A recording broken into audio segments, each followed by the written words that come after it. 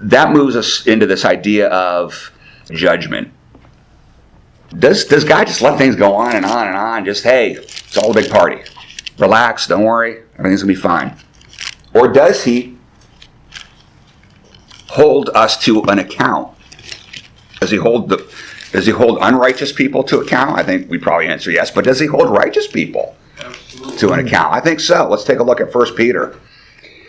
This is 1 Peter chapter 4.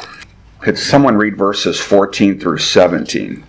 If you are insulted for the name of Christ, you are blessed, because the Spirit of glory and of God rests on you. For let none of you suffer as a murderer, or a thief, or an evildoer, or a meddler in other men's matters. But if one of you suffers for being a Christian, let him not be ashamed, but let him glorify God in this matter. For the time has come for judgment to begin with the household of God.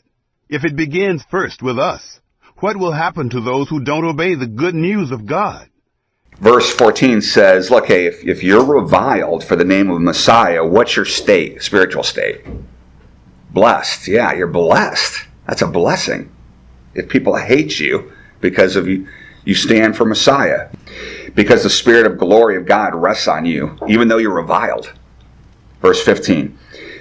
Peter goes on to say, now look, basically what verse 15 is saying, Peter's saying, look, some of you are rightfully reviled. In other words, make sure that you're not being reviled because you're suffering as what? A murderer, a thief, a troublesome meddler. I mean, some people deserve to be reviled. And they're suffering for legitimate causes and legitimate purposes. They're just idiots. They're freaks.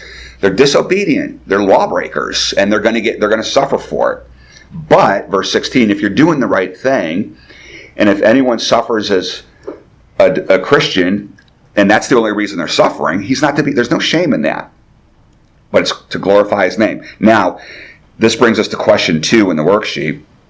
If there is judgment, any kind of judgment that we can expect to come forth, where might we expect it to begin? The household of God. Yeah, I mean, the Bible says right there, it's time for judgment to begin with the household of God. This doesn't say church, but it intimates a community of believers.